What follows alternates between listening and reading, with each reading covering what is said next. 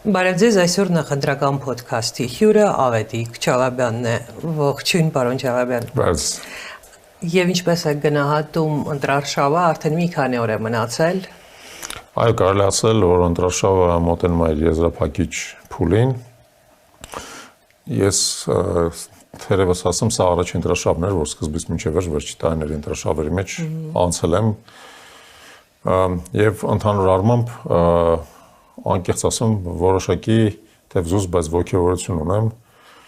մանավանդ մեծ քաղաքներում, օրինակ վերջի շաբաթվա ընթացքում Վանաձորը տպավորիչ էր։ Վանաձորը եւ Գյումրին շատ տպավորիչ էին, Գյումրին մի քիչ խանգարեց ցուրտ եղանակը, բայց միևնույնն է, տրամադրությունը, մարդկանց ոգևորությունը, մարդկանց մոտեցումները, այն հարցերը, որ մարդիկ տալիս են եւ այլն, իմ մոտ անկեղծ ոգևորություն առաջացրեցին, որովհետև ակնհայտ էր, որ առնվազն այդ երկու մեր հանրապետության երկրորդ եւ երրորդ մեծ քաղաքներում բացահայտ է, որ գործող վարչախումբը բացահայտ պարտություն է կրում։ Պարոն Չալաբյան, եկեք մի քիչ ձեր մասին, խոսենք, դուք սկզբից գնացիք որպես Թաթեյանի գլխավորած կուսակցության հետ, միասնության թևերի հետ, հետո հայտարարեցիք, որ ունեք տարաձայնություններ, դուրս եկաք եւ միացաք Ուժեղ Հայաստանին, Սամվել Կարապետյանի ղեկավարած Ուժեղ Հայաստանին։ Արդյոք չեք ափսոսում, որ ի սկզբանե չեք գնացել Ուժեղ Հայաստանի հետ ընտրարշավի։ Տեսեք, պատմությունը մի քիչ դժվար է վերաշարադրել։ Գիտեք, ռուսերեն արտահայտությունը դրա հետ կապված։ Նախ ես ասեմ, որ մենք Ուժեղ Հայաստանին ոչ թե միացել ենք բառի բուն իմաստով, այլ իրենց աջակցում ենք այս ընտրարշավի շրջանակներում։ Ես անկեղծ հույս ունեմ, որ մենք հաջողության կհասնենք եւ դրանից հետո կքննարկենք արդեն մեր համագործակցության հաջորդ փուլը։ Նաեւ ուրախությամբ ուզում եմ ասեմ, որ մեր համագործակցությունը նույնիսկ անկախ ընտրությունների արդյունքից բավական լավ ստացվեց։ Այսինքն լավ է ստացվում, երբ որ տեսնում ես, որ մարդիկ տեղերում իրար հետ կարողանում են նորմալ աշխատել, համագործակցել, առաջացող խնդիրները լուծել, որ քեզ տեղից անընդհատ չեն զանգում, չեն ասում մի հատ գնա, այս մեկի հետ խոսա, վերևում արդեն էլի, կամ այն մեկի հետ խոսա, որտեղ մենք չենք կարողանում իրար հետ պայմանավորվել եւ այլն։ Դա ինքնին բավական դրական գործոն է իմ տեսանկյունից եւ անկեղծ ասած հույս ունեմ, որ ընտրություններից հետո մենք կքննարկենք արդեն ինչպես ենք շարունակում իրար հետ համագործակցել, ինչպես ենք սերտացնում։ Դուք ասացիք անկախ ընտրությունների արդյունքներից, այսինքն չեք բացառում, որ այդ ընտրություններին Փաշինյանը վերարտադրի։ Չէ, ես չի ուզենա, որ դուք այդպես ընկալեք։ Ես ուզում եմ ասեմ, որ անկախ ընտրությունների արդյունքներից ես ասելով նկատի ունեմ, որ նույնիսկ process-ը, որի մեջով մենք անցել ենք, ինքնին արդեն մեզ որոշակի դրական ազդակներ է տվել, որը մենք պետք է օգտագործենք։ Այլապես բնականաբար պետք է ամեն ինչ անենք, որպեսզի Փաշինյանը պարտվի եւ իդեպ ես ասեմ, որ Ուժեղ Հայաստանի հայտնվելը ընտրական է խճանկարում։ Դա ուղղակի բոլոր քարտերը խառնեց, որովհետև մինչև այդ Փաշինյանը կարող էր անդադ պնդել, որ իր հիմնական թիրախը նախկիններն են, թալանը հետ կբերեն, բոլորիդ կկախեն, կչոքացնեն, բայց հիմա մի հատ տարբերություն կա։ Եվ Սամվել Կարապետյանը, եւ նրա շուրջը հավաքված մարդիկ, եւ մենք բնականաբար մենք ոչ մեկս նախկինի այդ սահմանմանը որևէ կերպ չենք համապատասխանում։ Մենք ոչ միայն նախկին չենք կամ ներկա չենք, մենք իրականում ապական ենք այդ իմաստով։ Այն մարդիկ են, որոնք բիզնեսից են եկել, որովհետեւ տեսել են իրականում, որ այդ քաղաքական, այսպես ասած, համույթը, կամ քաղաքական համայնքը չի կարողանում լուծել այն խնդիրները, որոնք կանգնած են երկրի առաջ եւ թարմ ինչ-որ իմաստով բանա շունչա պետք դրան։ Ավետիք, դուք ասում դուք եք բիզնեսմեն, եղել ամենայն դեպս բիզնեսմեն, եղել եք բիզնեսմեն եւ եկել եք սկզբից հասարակական դաշտ, հետո էլ քաղաքական դաշտ։ Ըստ ձեզ, ինչու են հենց հատկապես հայ բիզնեսմենները գալիս քաղաքական դաշտ, որտեղ մենք վերջին գոնե շրջանում չունենք օրինակներ, երբ հայտնի հայ մտավորականը գա քաղաքականությամբ զբաղվի կամ արվեստագետը գա քաղաքականություն, այս ազգը փրկելու, այսպես բեռը իր ուսերի վրա վերցնի, բայց բիզնեսից գալիս են ինչու։ Գիտեք, ես չի ասի, որ չեն գալիս այլ ոլորտներից, գալիս են, տարբեր ոլորտներից են գալի, դեպ Հայաքվեում այնպես չի, որ Հայաքվեն բիզնեսմենների կառույց է, Հայաքվեում եւ մշակույթի գործիչներ կան եւ կրթության բնագավառի հայտնի մարդիկ, էլի։ Հայտնի մարդիկ, երևացող մարդիկ, ակնհայտ երևում է, որ բիզնեսմենները հայ ավելի մտահոգված են երկրի ճակատագրով։ Տամ ձեր հարցը պատասխանը։ Նախ համաձայն չեմ այդ բնդանը։ Օրինակ, տեսեք, նույն Հայաքվեի ներսում ամենահայտնի մարդը մշակույթի գործիչ Արսեն Գրիգորյանը, որը մինչև հանրային գործունեությամբ զբաղվել է արդեն ենթադրենք ուներ շատ բարձր հեղինակություն, ճանաչում եւ այլն։ Ինձ թվում է խնդիրը ոչ թե նրանում է, որ բիզնեսմենները ավելի մտահոգված են։ Շատերն են մտահոգված, անկախ նայած թե մարդիկ ինչով են զբաղվում։ Բիզնեսմենները ավելի մեծ կարողություն ունեն դրա համար։ Տեսեք, երկու կարողություն կա, որոնք ես հատուկ կուզենայի առանձնացնել նաեւ իմ դեպքում էլ։ Նախ բիզնեսմենները ունեն ֆինանսական որոշակի անկախություն։ Եվ դա նրանց հնարավորություն է տալիս սեփական ֆինանսական կարողությունը ներդնել քաղաքականության մեջ, իսկ քաղաքականությունը հիշեք, որ շատ թանկ զբաղմունք է, որտեղ վերաբերվում է հարյուրավոր, հազարավոր մարդկանց, որոնց պետք է վարձատրել, կամ եթե չես վարձատրում, գոնե այս կամ այն կերպ նյութապես աջակցել եւ այլն, հա, այլ չեմ ասում գովազդի մասին, այդ համերգների կազմակերպման մասին, տրանսպորտի մասին, այդ ամեն ինչը բնականաբար բավական մեծ ծախս է պահանջում։ Բայց կա եւ երկրորդ ասպեկտը, որի մասին մարդիկ հաճախ չեն մտածում, բայց որը եւս կարեւոր է։ Բիզնեսմենները կազմակերպիչներ են։ Մարդիկ, որոնք հասել են բիզնեսում հաջողության, կարողացել են հասնել հաջողության, որտեղ նրանք ունեցել են լավ գաղափարներ, բայց հետո այդ լավ գաղափարները կարողացել են դնել գործի մեջ, կազմակերպեն, որակ ստանան, կայունություն ստանան, հա, կայուն որակ ստանան, հաճախորդներին գրավեն իրանց շուրջը, վստահություն ստեղծեն եւ այլն։ Եվ այդ բոլոր այն որակներն են, որոնք նաեւ քաղաքականության մեջ են կարևոր։ Այսինքն դուք եք ինչպես այն ուժը, ում դուք եք աջակցում, այդ ուժի առաջնորդը շեշտում է, որ ինքը տնտեսագետ է, այսինքն Սամվել Կարապետյանը եւ Հայաստանին այսօր հենց տնտեսագետ ղեկավարը պետք։ Այս մտքեդ դուք եք համաձայն։ Այդ միտքը ես ձեզ ասեմ, այդքան էլ համաձայն չեմ այդ մտքին, որ Հայաստանին հենց տնտեսագետ ղեկավար է պետք։ Հայաստանին պետք է ղեկավարություն, որը կկարողանա ինչ որ իմաստով երանգյունի անվտանգություն, հա, տնտեսական զարգացում եւ հանրային համերաշխություն։ Եվ հանրային համերաշխությունը իդեպ նաև ասեմ ձեզ, որ ընդարձակ հասկացություն է եւ սոցիալական արդարություն է պահանջում, եւ իրավունքի գերակայություն է պահանջում, եւ ինչ որ իմաստով հնարավորությունների, այսպես ասած, դաշտ է պահանջում բոլորի համար, որովհետեւ եթե հասարակության մի մասը անընդհատ իրան ճնշված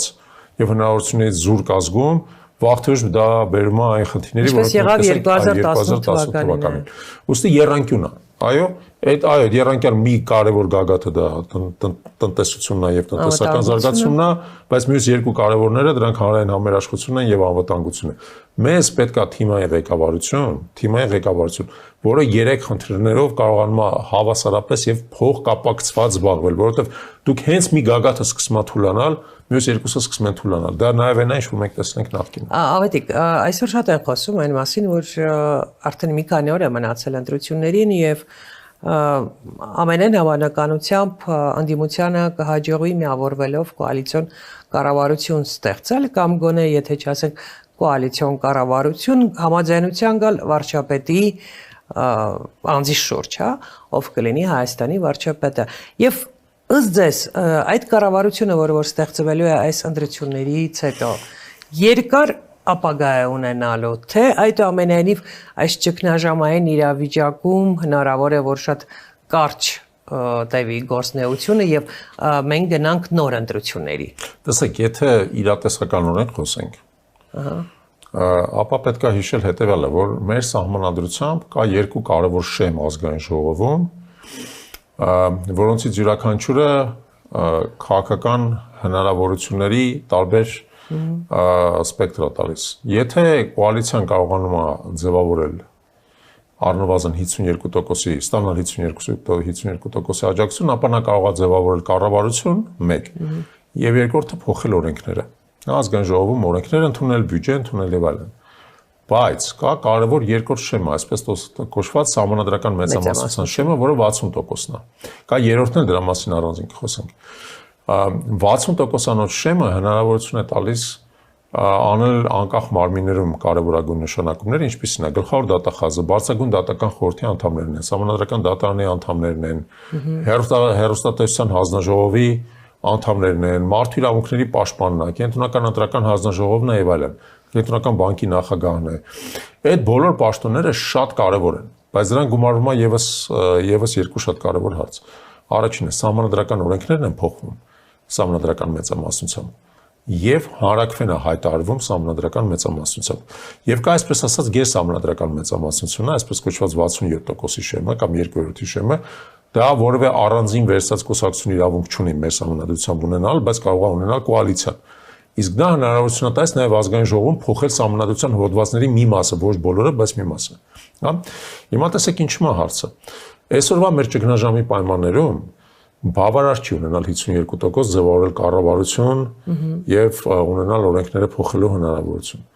Ըստ էության ճգնաժամը հաղթահարելու համար պետք է լինելու սահմանադրական մեծամասնություն։ Առնվազն 60%։ Այո, առնվազն 60%։ Եվ ես կարծում եմ, որ հավանականությունը նրա, որ սահմանադրական մեծամասնության շեմը կարող է հաղթահարվել, այս պայմանությամբ այդքան բարձր չի, չեմ ուզում որևէ բան բացառեմ, որովհետև ընտրությունների օրը միշտ անակնկալներ է բերում, անկեղծ շատ կուզենայի, որպեսզի, այո, անդիմադիր տարբեր թևերը միասին վերցած կարողանան սահմանադրական մեծամասնությունը հաղթահարեն, ոչ միայն պարզ մեծամասնությունը, կամ այսպես կոչված կայուն մեծամասնությունը, այլև սահմանադրական մեծամասնությունը։ Դա հնարավորություն կտար իսկապես երկիրը ճգնաժամից դուրս բերել, բայց եթե այդպես չլինի, ես կարծում եմ, որ այո, ինչ որ ժամանակ հետո պետք է լինելու գնալ նոր ընտրությունների, որպեսզի մենք կարողանանք երկիրը լիակատար դենիկոլիզացիա անենք, որպեսզի այս ամբողջ ընթացքում Նիկոլի կողմից նշանակված բազմաթիվ պաշտոնյաներին, որոնք ըստ էության կեղծիքով են նշանակվել, հա, կեղծիքով են նշանակվել։ Դե եղել են դեպքեր, երբ որ մարդը ինքը իր օգտին է քվեարկել, իր նշանակման օգտին է քվեարկել, որ դա բացարձակ աբսուրդ է, չէ՞։ Որպեսզի դա կարողանանք ըստ էության բանել։ Պարոն Չահաբյան, դուք ասացիք դենիկոլիզացիայի մասին, ըստ ձեզ ՔՊ-ն, քաղաքացիական պայմանագիր կուսակցությունը, եթե բարդվում են այս ընտրություններին, նրանք կմնան քաղաքական դաշտում, թե մենք կտեսնենք շատ արագ ինքնալուծարում այդ կուսակցությանը։ Տեսեք, դա բարդ հարց է, ու ընդհանրապես ասած մի քիչ տպավորություն է, որ մենք հիմա ձեր հետ արդեն բան ենք անում, այդ այսպես ասած դեռևս չորսված արջի մորթին ենք։ Ձելիմ շկուրունի ուգիտով միդիեդի։ Այո, դեռևս չորսված արջի մորթին ենք բաժանում, պայմանավորվել ենք իրար հետ ռուսերենի չանցնել եւ բոլոր ռուսական ասացվածքները թարգմանել հայերեն։ Okay։ Ուրեմն, տեսեք ինչու է խնդիրը։ Ես կարծում եմ, որ դրա մասին հիմա պետք չի առանձնապես շատ սպեկուլյացիաներ անել, հա, բայց պետք է ասել նաև հետևյալը, եւ այդտեղ ուզում եմ մինչև վերջ անկեղծ լինեմ։ Խնդիրը ախր Նիկոլի անձի մեջ չի, խնդիրը նրա մեջ է, որ մեր հասարակության մի մասը, հուսով եմ արդեն ակնհայտորեն փոքրամասնությունը, հա, բայց նա այնուամենայնիվ կիսում է այդ գաղափարները։ Հա, մի մասի ուղեղները լվացվել են այս ընթացքում, մի մասը դա անում է, որովհետև իրանց վրա իշխանության ադմինիստրատիվ ճնշումն է, մի մասը նայած է, որովհետև կոնֆորմիստներ են հեշտ են ազդեցության տակ ընկնում, որովհետև դրանք աբսուրդ գաղափարներ են ինչ-որ իմաստով։ Դրանք ակնհայտորեն ազգակործան գաղափարներ են, որոնք տոքսիկ թույնի պես ներծծվել են մեր հասարակության մեջ։ Բայց եկեք ընդունենք, որ իրանք էլ գոյություն ունեն, այո, փոքրամասնություն են եւ գոյություն ունեն, եւ այդ փոքրամասնությունն էլ պետք է ներկայացված լինի։ Դրա համար ես չեմ կարծում, որ ՔՊ-ն ընդհանրապես վերանա, այլ բան է, որ եթե Փաշինյանը պարտվի, նրա կողքից շատերը փախնել են, եւ դա ոչ թե գաղափարների պատճառով, այլ որովհետեւ Փաշինյանը բազմաթիվ հանցանքներ է գործել իր իշխանության 8 տարիների ընթացքում, վերջինի մասին 3 պարզապես Ալեն Սիմոնյանը եւս մեկ անգամ հայտարարեց։ Շատ հետաքրքիր հայտարարություն էր այդ բանավեճի ժամանակ եւ ես այսօր դեռ չեմ հանդիպել իշխանության կողմից արձագանքի։ Ինքը ցուցմունք է տվել, ասել է մեր պահանջով եք մենք մեր ճանապարհը հանձնել ադրբեջանցիների եւ իշխանությունները, եւ բացարձակ չասես թե դրա տակ ինչ իրավական հիմք ա եղել եւ քանի որ դա արվել է բացարձակ առանց իրավական հիմքի, բացարձակ չի եղել այդտեղ սահմանազատում, սահմանագծում, չէ, ասենք թե այնպես չի որ ճշնամին առաջ է եկել մենք հարկադրված ենք հետ նահանջել որպեսզի կյանքի հետ մեր նախաձեռնությամբ հանձնել ենք այդ։ Ես կարծում եմ որ Ալեն Սիմոնյանը եւս վաղթուշ կանգնելու է դատարանի առաջ եւ ինքը եւ մարդիկ այդ հայտարարությունը միայն այդ, բայց բազմաթիվ այդպիսի բաների եւ պետք է պատասխան տա, դուք ինչ իրավունքով եք։ Պարոն Չահաբյան, տեսեք, դուք մի շատ հետաքրքիր թեմային անդրադարձակ, որը իսկապես բավականին խորքային է եւ մինչեւ ընտրարշավի սկսվելը ես էլ եմ կարծում, որ գուցե եւ ազնիվ կլիներ հայտարարել, որ հայ ազգի մի զգալի մասը պարզապես հոգնել է հայ լինելուց եւ ուզում է ապրել, եթե պետք է հանգիստ ապրելու համար թուրքերի հետ միասին ապրել, նրանք համաձայն են նաև թուրքերի հետ միասին կամ ադրբեջանցիների հետ միասին ապրել, բայց այս ընտրարշավը ցույց տվեց, որ դա այդպես չէ, որ Արցախյան հարցը օրակարգից իշխանությունների չնայած բոլորս ջանքերին չի հանվել, որ մարդկանց հասարակությանը դա շարունակում է հուզել, Արցախի թեման փակած չի, որ նույնիսկ երբ որ եթե նկատել եք, երբ որ իշխանությունները ինչ որ ուզում են շատ այսպես կոպիտ ինչ որ ձևով մեղադրել իրենց հակառակորդներին, այսինքն ընդդիմությանը, սկսում են ասել, որ դուք թուրքերի նարատիվն եք բերում, դուք Ալիևի նարատիվն եք բերում։ Ես նույնիսկ երեք նկատեցի, թե քանի անգամ Ադրբեջանի հասցեին Փաշինյանի թիմակիցը Ալեն Սիմոնյանը եւ եւս մի քանիսը կային, որ այսպես մենք կոչում ենք պրոքսի կուսակցությունների ներկայացուցիչներ, անընդհատ որպես փաստարկ ասում են, դուք մեր հակառակորդի նարատիվներն եք բերում։ Այսինքն, այսպես թե այնպես Թուրքի կամ ադրբեջանցու նարատիվ բերելը իրենց համար էլ ընդունելի չի փաստորեն, այսինքն հասարակության ուղղակի ուզում եմ ասել, որ հասարակությունը ոչ թե կիսում է ԿՊ-ի այդ բոլոր գաղափարները, բոլոր այդ հայտարարությունները, այլ հասարակությունը շփոթմունքի մեջ է, հասարակությունը չգիտի ինչ ասել, որտեղ հասարակությունը չի ասում, որ լավ են արել, որ Արցախը հանձնել են։ Ցանկացած գյուղացու, երբ որ աջակից խոսացնում են լրագրողները, այդ աջակիցը չի ասում, որ լավ են արել, որ Արցախը հանձնել են։ Ինքը ասում է Փաշինյանը չի հանձնել Արցախը։ Տեսեք, ինձ թվում է մենք իսկապես հետաքրքիր երևույթի հետ գործ ունենք եւ երևույթ հետեւելն է։ Փաշինյանը երկար ժամանակ փորձել է համոզել մեր հասարակությանը, որ առաջինը Արցախը ինքը չի հանձնել, մինչեւ իրեն հանձնված էր։ Դա դրանում համոզել է։ Այդ դրանում համոզել է։ Ոչ մի բան չի համոզել, սպասեք, փորձել է համոզել, որ ինքը չի հանձնել, մինչեւ իրան էլ հանձնած էր, որ ինքը եկավ, ստացավ ծանր ժառանգություն, որի տակից ինքը չկարողացավ դուրս գալ, դա մի թեզն է։ Հետո երբ որ ինքը հասկացավ, որ հասարակության զգալի մասը միևնույն է թեզին չի հավատում, որտեղ ի վերջո եթե Արցախը հանձնված լիներ, կհանձնվեր 2016 թվականին։ 2016 թվականին Ադրբեջանը եւս պատերազմ սկսեց, ձախողվեց։ Եվ երբ որ 2020 թվականին պատերազմ սկսեց, ռազմական տեսանկյունից բացարձակ ակնհայտ չէր, որ Ադրբեջանը պետք է հաղթի։ Ադրբեջանը հաղթեց, որտեղ Հայաստանի քաղաքական ղեկավարությունը ձախողեց պատերազմի վարումը։ Թե ինչ պատճառով դա առանձին կարելի է քննարկել, բայց դա փաստ է, որ քաղաքական ղեկավարությունը ձախողեց պատերազմի վարումը։ Եվ դրա պատճառով ենք մենք այդ պատերազմը պարտվել, որովհետև բանակը ոչ միայն նույնն էր, բանակը էլ ավելի լավ զինված էր, քան 16 թվականին։ Մեծ քանակությամբ ծանր սպառազինություն էր եկել եւ այլն, բայց պատերազմի վարումը ձախողվեց որպես այդպեսի։ Հիմա դրանից հետո Փաշինյանը ըստ էության փոխել էր իր նարատիվը։ Ինքը ոչ թե ասում է, որ Արցախը ես չեմ հանձնել, ինքը ասում է ես եմ հանձնել, ու լավ եմ արել, որը ու լավ եմ արել, որովհետև ուրիշ ելք չկար։ Միևնույնն է պետքա հանձնեինք։ Իսկ հանձնել են, որպեսզի պահեմ Հայաստանի Հանրապետությունը։ Այստեղ ինքը հայտնվել է իր իսկ փորած ծուղակում, որովհետև այստեղ երկու հարց կա։ Նախ ոչ մի տրամաբանական կապ չկա Արցախը հանձնելու եւ Հայաստանի Հանրապետությունը պահելու հետ, որովհետև երբ որ մենք ունեինք Հայաստանի Հանրապետությունը, ներողություն Արցախը եւ առաջնագիծ Արցախով, Հայաստանի Հանրապետությունը ակնհայտորեն ավելի անվտանգ վիճակում էր գտնվում, որովհետև գոնե տեսականորեն, գոնե ֆիզիկապես դա Հայաստանի բնակավայրերին ադրբեջանցիները չեն սպառնում, Վարդենիսին չեն սպառնում, Կապանին չեն սպառնում, Գորիսին չեն սպառնում, Ջերմուկին չեն սպառնում։ Այդ ամեն ինչը տեղի ունեցավ այդ աղետալի հանձնումից հետո։ Բայց երկրորդը, որտեղ եւ ինչ են իրանք այդքան լարվում ադրբեջանական նարատիվ կոչվեցան մեծ, որովհետեւ Ադրբեջանը բնավել այդպես չի համարում, որ Արցախը վերցնելով ինքը կարող է կանգ առնել, ինքը ընդհակառակը համարում է Արցախը վերցրել եմ, դիրքերս լավացրել եմ, հայտնվել եմ Հայաստանի Հանրապետության սահմանամերձ բարձունքների վրա վերահսկող, հա։ Հիմա լուր սպասում է երկրն անցնելու ընտրությունները, որպեսզի շարունակի առաջ գալ։ Որպեսզի շարունակեն, պահանջի իրենց համար պետք չի լինի առաջ գնալ ստորաբաժանումներով ռազմական, ոչ, հենց ադրբեջանցիները ինչի եւ ցել է հետաքրքիր, հա, որ ամենաթեժ հարցը, որ այսօր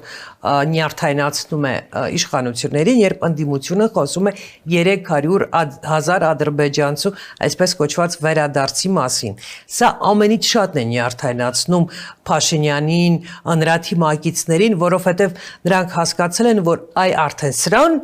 ադրբեջանցիների այսպես կոչված վերադարձին, ադրբեջանցիների հետ ապրելուն Հայաստանի բնակչությունը հաստ չէ եւ պատրաստ չէ եւ նույնիսկ իրենց աջակիցները դրան պատրաստ չեն, դրա համար իրենք ասում են, չէ, չկա նման թեմա։ Տեսեք, այդտեղ էլ հետաքրքիր բան ես ասեմ, տարածերուն 2 օր առաջ մեր այլ գործընկեր Օրագիր News-ը հրապարակեց ռեպորտաժ այս թեմայի, որում ես էլ եմ մասնակցել եւ մասնակցել նաեւ հակառակ կողմ, ասենք օրինակ տխրահարչակ Վահագն Ալեքսանյանն, հա։ որը պարզապես հրաժարվում է այդ թեմայով խոսալ։ Ասենք օրինակ հասկանում օրինակ ես կամ Տաթևիկ Հայրապետյանը, որը ադրբեջանագետ էքսպերտ է,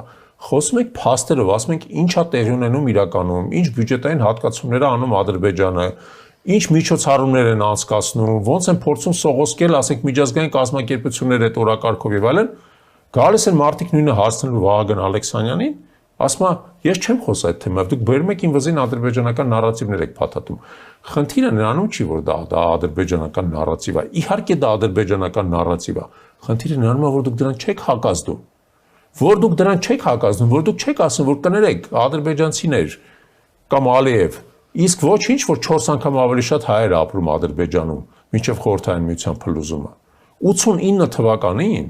վերջի սովետական մարդահրամարով Ադրբեջանում ապրել է 4 անգամ ավելի շատ հայ, քան Հայաստանում ադրբեջանցի։ Բա այդ մարդկանց իրավունքները ինչ են։ Չէ, դա էլ մի կողմ դնենք, պարոն Չալաբյանը։ Եվ առաջ արցախցիների վերադարձի իրավունքն է միշտ պետք պահել օրակարգում, ընդ որում ոչ միայն իրավունք, այլ անվտանգ իրավունքը, առնվազն հավաքական վերադարձի ինքնորոշման իրավունքը։ Ինքնորոշման իրավունքը հենց թեկուզ եւ Ադրբեջանի,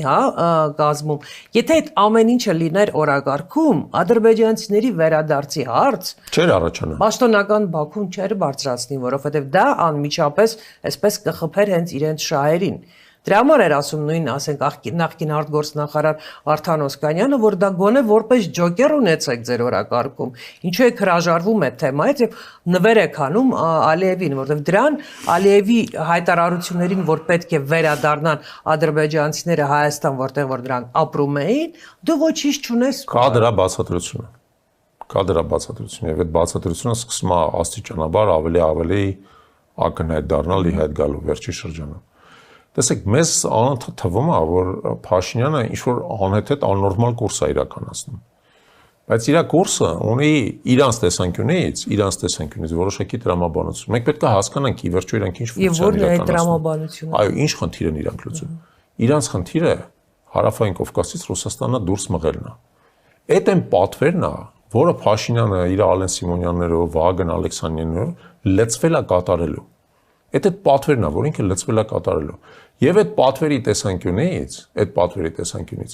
ցանկացած բան էլ կարելի է Ադրբեջանին հանձնել, կարելի է Հայաստանն էլ Ադրբեջանին հանձնել գնա, մենակ թե Ռուսաստանը Հարավային Կովկասից դուրս գա, որովհետև իր պատվիրատուին էդ է հետաքրքրում։ Իր պատվիրատուին չի հետաքրքրում կոնկրետ վերցված, ասենք, Դվին գյուղում, կամ Արարատ քաղաքում ադրբեջանցի ապրելու თუ հայ։ Իրանց համար կարևոր է Ռուսաստանը ստեղից դուրս գա,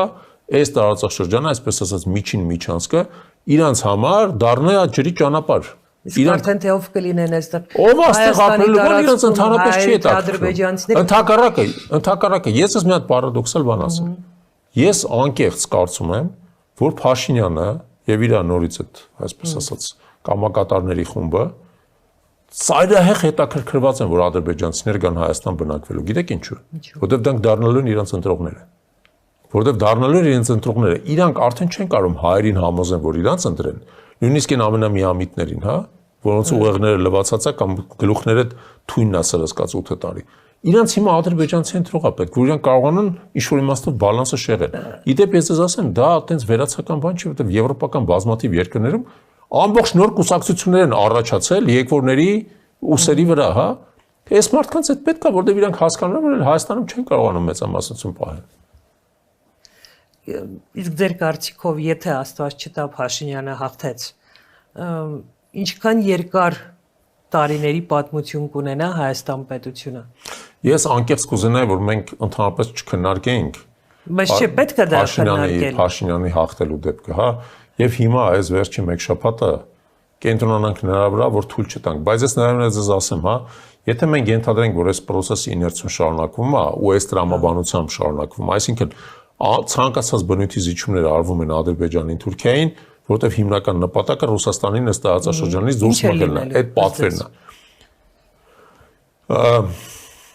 Ինչքան երկար է դեռ։ Տեսեք, ախր իրականությունը հետևյալն է, մենք վերադառնալու ենք 18-րդ դար։ Մենք վերադառնալու ենք 18-րդ դար, երբ որ այս տարածաշրջանում իսկապես Ռուսաստան գոյություն չուներ, Ռուսաստանը ի վերջո եկել է 19-րդ դարի սկզբից։ 18-րդ դար ենք վերադառնալու, որտեղ մենք լինելու ենք մուսուլմանների իշխանության տակ։ Որպեսզի այլ ավել չծավալվենք, մենք ապրելու ենք մուսուլմանների իշխանության տակ, թուրք-ադրբեջանական իշխանության տակ ենք ապրել։ Եվ Հայաստան պետություն չլինելու։ Բնականաբար, որպես այդ հայկական պետություն չի լինելու։ Կլինի Նախիջևանի պես, Նախիջևանն էլ չէ հայկական ավտոնոմիա, երբ որ Նախիջևանը տվեցին Ադրբեջանին 1921 թվական, իրան տվել են որպես ինքնավարություն, ենթադրելով, որ այնտեղ հայկական բնակչություն է։ Ավելի բարձր ինքնավարություն, քան Ղարաբաղներ, որտեղ Նախիջևանը հանրապետությունն էր, իսկ այո, Ղարաբաղը մարզ։ Այո, բայց հիմա անցել է 100 տարի այդ ողբերգական իրադարձությունից, երբ որ Նախիջևանը տրվեց Ադրբեջան, այնտեղ ձևի համար մեկ հայ չկա,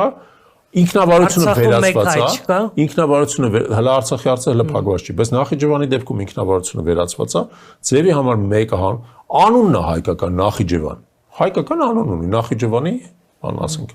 հանրապետությունը չի արդեն, չէ՞։ Չէ, արդեն տարածաշրջան է։ Նա անունը հայկական է, բայց ոչ հայկա, ոչ հայկական որևէ ինքնավարություն կա։ Եվ նույնը կլինի ձեր կարծիքով նաև Հայաստանում։ Ցանկացած տարածք, որ կհայտնվի թուրք-ադրբեջանական իշխանության տակ, վաղ թե ուշ տենց է լինել, որտեղ Ինչպես է հայտնվելու իշխանության տակ։ Ես ուզում եմ, որովհետև հիմա ինչպես է հայտնվում։ Ինչև ես այդ հարցը տալիս, որովհետև երբ որ դու փորձում ես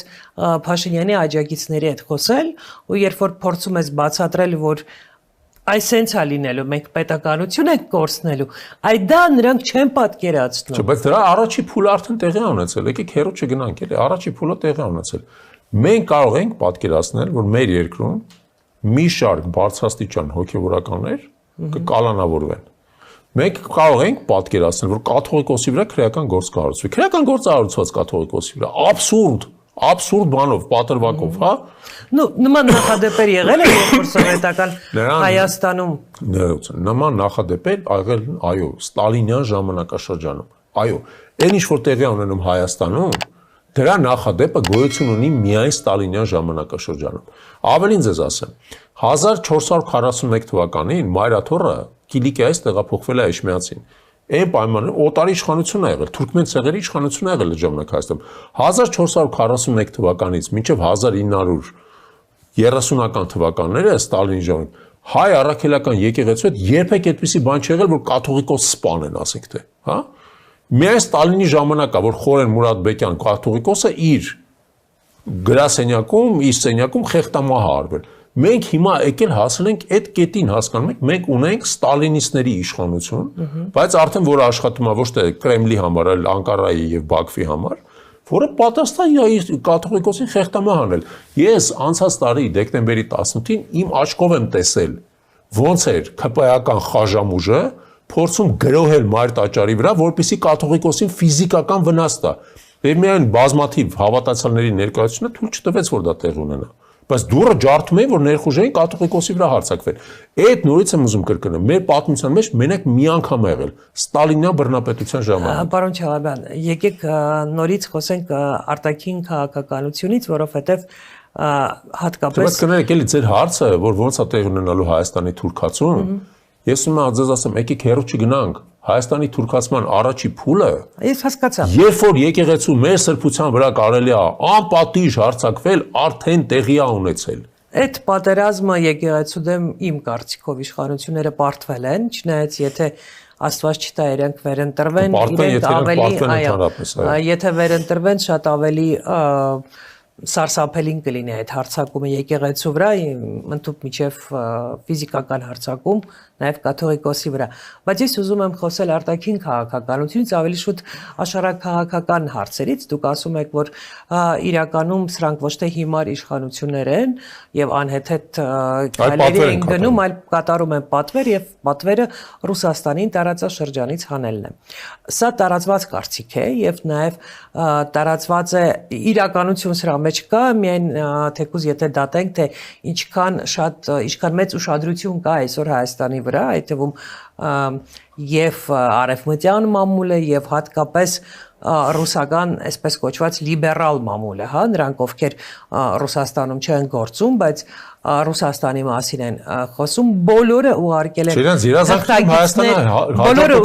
են այո, թղթակիցներ Հայաստան, բայց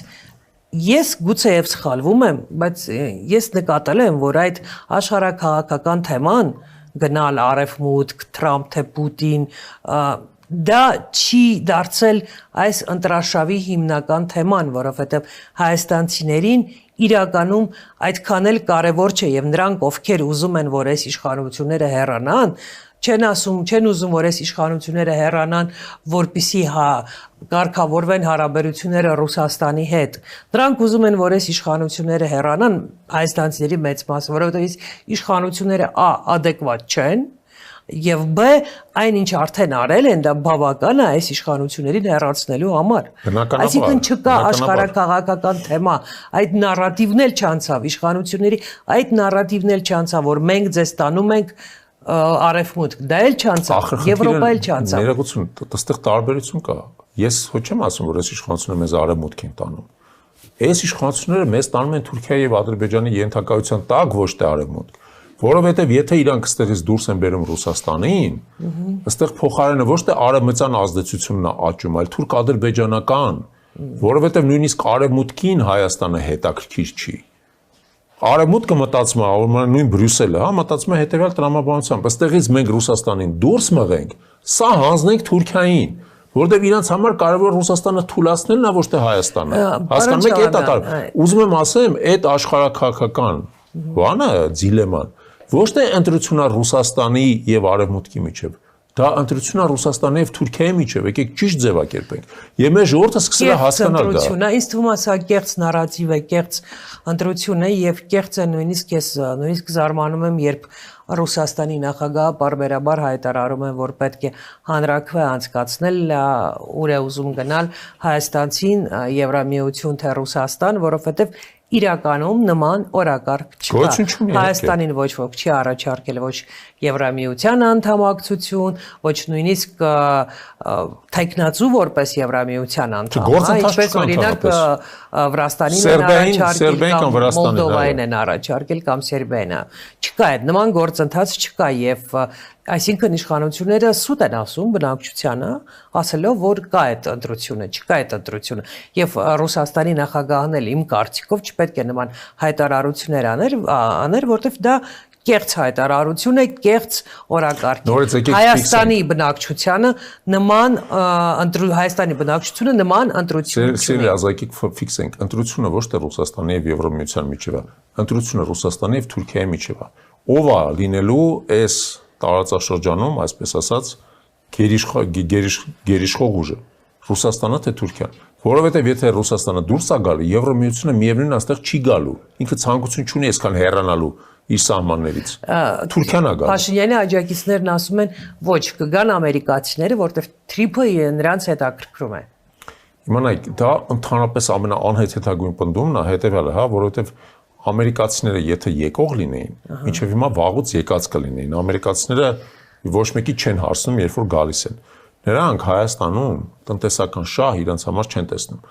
իրանց հիմնական շահը աշխարհակաղակական է այսինքն ինչ է իրանց պետք անել իրանց պետք է Իրանը եւ Ռուսաստանը կտրել իրարից պետք է մեղմ ասած այստեղով միջանցք ստեղծել եւ միջանցքը պարզապես այդ մի առանձին ճանապարհ չի միջանցք ստեղծել որով իրանք մտնում են այսպես ասած Ռուսաստանի եւ Չինաստանի սիրտը Կենտրոնական Ասիա Իրանց հիմնական հետաքրքրությունը կենտրոնական Ասիան է, որտեղ 100 միլիոն մարդ ապրում, ոչ թե 3 միլիոնանոց Հայաստանը կամ նույնիսկ 7 միլիոնանոց Ադրբեջանը։ Կենտրոնական Ասիայի հսկայական հարստություններն են իրանց հետաքրքրությունը։ Իրանց պետք է իրանց գերաշուկան։ Այո, բայց ես դες ասեմ, որ դուք պատկերացնեք Ղազախստանի տակը Մենդելեևի ամբողջ աղյուսակն է։ Եվ ներառալ նաև այսպես կոչված այդ հազվագյուտ մետաղները, այդքան էներգակիրները չեն հիմա կարևոր, ինչքան հազվագյուտ մետաղներն չի, որովհետև այս ամբողջ արհեստական բանականության էլեկտրոնիկան զարգանում է հազվագյուտ մետաղների բազայի վրա, 70%-ը դրանց արդյունահանման հիմա Չինաստանում է, Չինաստանը կոշտ վերահսկում է իր արդյունահանումը եւ արտահանումը, երբ որ պետք է հրաժարվում է ամերիկացիներին մարտակարել, եւ իրանց հիմա պետք է ամբողջ աշխարհում մեկ այլ ընտրակներ գտնել։ Դրանից մեկը բնականաբար Ղազախստանն է, Պակիստանն է եւ այլն։ Իրանց միջանցք է պետք այդտեղ, որովհետեւ իրանք այդ ամեն ինչը կարողանան այդտեղից հանել։ Իրանց Հայաստանը ընդհանրապես չի հետաքրքրում, ոչ որպես երկիր, ոչ որպես մշակույթ, որպես կրթական։ Մի քիչ այսպես տնտեսությունից ու աշխարհակաղակական այս հարցերից այս կողմը, հա, այդ հարցերի դիտարկենք, ինչ է ուզում Հայաստանի քաղաքացին, հա, ինչու է կան մարդիկ Հայաստանում, ես գիտեմ նման մարդկանց, ճանաչում եմ, որ ասում են, հա, մենք չենք ուզում, որ Փաշինյանը լինի մեր ղեկավարը, բայց մենք նաև չենք ուզում դառնալ Ռուսաստանի վերահսկողության տակ ինչ որ մի երկիր, որը չենք ուզում, որ մեր դեմ էլ լինեն պատժամիջոցներ, չենք ուզում, որ մեզ համար Եվրոպան փակվի, ավելի դժվար լինի մեզ համար վիզաներ ստանալը եւ ընդհանրապես մենք ուզում ենք ավելի ժողովրդավարական երկրում ապրել։ Ձեր կարծիքով, իմ խորին համոզմամբ հնարավոր է ունենալ իսկապես ժողովրդավարական երկիր, որտեղ հարգվում են մարդու իրավունքները, որտեղ դատարանը անկախ է, որտեղ հասարակությունը adekvat է, ու adekvat է արձագանքում տարբեր խնդիրներին, դրա հետ մեկտեղ ունենալով նորմալ հարաբերություններ Իրանի եւ Ռուսաստանի հետ։ Ձեր կարծիքով սա հնարավոր է։ Անկասկած, նախ ես ասում, նախ ես այդ մարդկանցից մեկն եմ։ Ձեր դիմացը նստած եմ այդ մարդկանցից մեկը, որը համարում է, որ մեզ բնականաբար պետք է հրաժեշտ տալ Փաշինյանին եւ նրա կառավարման ժամանակաշրջանին, բայց դրանից բնավ չի հետևում, որ մենք պետք է նորից վերադառնանք Ռուսաստանի գիրկը։ Մենք պետք է կարողանանք ունենալ բալանսավորված հարաբերություններ, ընդ որում բալանսավորված հարաբերություններ ելնելով քաղաքական պրագմատիզմից։ Եթե Ռուսաստանը ըստեղ ունի ռազմական բազա, պետք է ոչ թե փորձել այդ ռազմական բազան ըստեղից դուրս բերել, որը մեղմ ասած կներեք, էլի ցնցումների, վտանգների, աղետների բուն է, ոնց որ դա եղել է օրինակ Վրաստանում կամ Ուկրաինայում, այլ ընդհակառակը մտածել այդ բազան ոնց օգտագործես, ոնց նես պայմաններ դնեց Ռուսաստանի վրա, որ կամ տարեկան մեծ քանակությամբ գումար վճարի ինքը Հայաստանին, կամ այդ բազայից անընդհատ սպառազինություն դու ստանաս, կամ դու իրանց հետ պարբերաբար զորավարժություններ անես, դրա արդյունքում Ադրբեջանը ուղղակի փասափուշն հավաքի կամ Հայաստանի արդյունաբերությունը կամ այո դրա դիմաց ասես գիտեք դուք օրինակ լավագույն աշխարհում լավագույն հրթիռային տեխնոլոգիաներ ունեք, եկեք համատեղ ձեռնարկություն ստեղծենք Հայաստանի համար հրթիռներ արտադրենք։ Բազմաթիվ ձևեր կան, ոնց դու կարող ես Ռուսաստանից նախ շատ ավելին ստանալ, քան մենք նախկինում ստացել ենք։ Եվ ավելին ձեզ ասեմ, իսկ ով է ասում, որ մենք Եվրոպայի հետ չպետք է համագործակցենք։ Եվ ավելի մենք Եվրոպական միության հետ ունենք համընդհանուր համագործակցության պայմանագիր ՍԵՊԱ, որը հսկայական ներուժ ունի իր մեջ համագործակցության, իդեպ նաև ժողովրդավարության զարգացման բնագավառում, դատարանների անկախության բնագավառում, իրավական համակարգի զարգացման բնագավառում։ Մենք ընդհակառակը օրինակ հայակվում մշտապես Եվրոպայի հետ համագործակցության կողմնակից ենք, բայց մենք ասում ենք հետևյալը, որտեղ դու ունես համագործակցության հնարավորություններ, համագործակցի հասիր մեղմ ասած այդ ներուժի սահմաններին, հետո մտածի ինչի միջև ես ընտրում։ Հիմա այդ ընտրության խնդիրը բացարձակ ճիշտ է, այդ ընտրության խնդիրը ԵԱՏՄ եւ ԵՄ-ի միջև գոյություն չուներ, որտեղ ԵԱՏՄ-ն կա, իրական է, մենք մեջն ենք, մենք աշխատում ենք, իսկ ԵՄ-ից մեզ նույնիսկ հրավեր չի եղել անդամակցության։ Ուստի մենք պետք է ԵՄ-ի հետ աշխատենք այնտեղ, որտեղ այդ հնարավորությունները կա։ Պարոն Չաղաբյան, մենք իսկապես շատ խորքային հարցեր քննարկեցինք, բայց արդեն մեր ժամանակը սպառվում է։ Ըստ ձեզ, հիմա շատ են խոսում, որ այո, անդիմությունը կարծես թե ավելի ուժեղ է, քան իշխանությունները եւ շանսեր ունի ընտրությունների ժամանակ իշխանությանը հաղթելու, բայց Փաշինյանը հենց այնպես իր իշխանությունը չի տա։ Ձեր կարծիքով ինչին է պատրաստ Փաշինյանը իշխանությունը պահելու համար։ Նախ եկեք արձանագրենք հետևյալը, որ զուտ այս վերջի 4 շաբաթների ընթացքում Փաշինյանը արդեն ցույց տվեց ինչ-որ չափով ինչին է պատրաստ։ Իր քաղաքական մրցակիցներին ձերբակալելու, կալանավորելու, նրանց վրա նոր շինցու գործեր սարքելու, ոնց որ օրինակ Անդրանիկ Թևանյանի դեպքում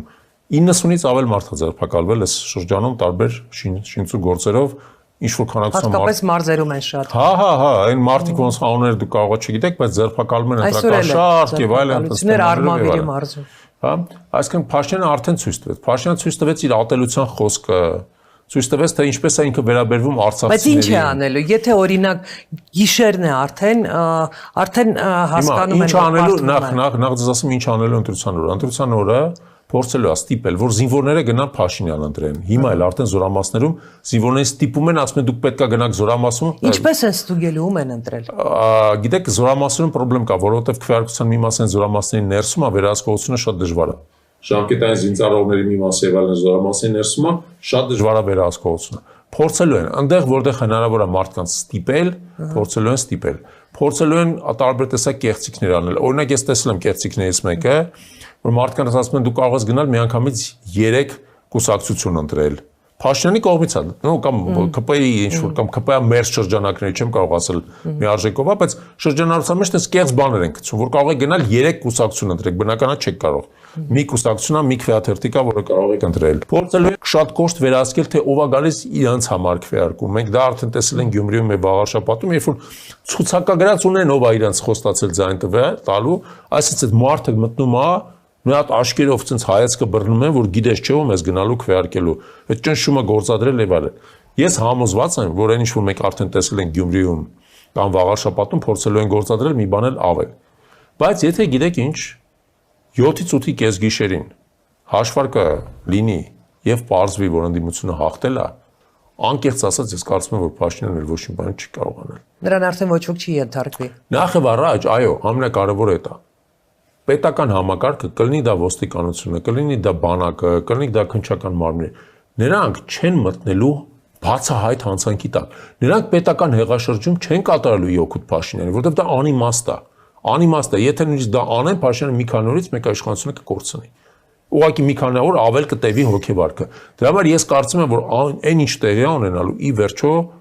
որոշվելու է ամեն մի առանձին վերցած ընտրական տեղամասում, ամեն մի առանձին վերցած քվեախցիկում։ Եվ մեր քաղաքացիները պետք է հստակ հասկանան, եթե դուք գաք ձեր ձայնը, ձեր խղճի համաձայն տակ ձեր նախընտրած ուժերին եւ իրենք հաղթեն Փաշինյանին, Փաշինյանը ստիպված կլինի հեռանալ։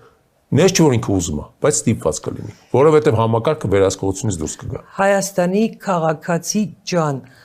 դու ես այս երկրի տերը, եւ եթե դու գնաս, բոլորդ եթե գնաք եւ ձեր ձայնը տակ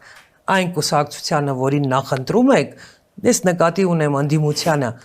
ձեզանից ձեր հաղթանակը ոչ ոք չի կարող գողանալ։ Չի կարող, հաստատ։ Երաշխավորում ենք։ Շնորհակալություն հետաքրքիր զրույցի համար, պարոն Ջհանգիրյան։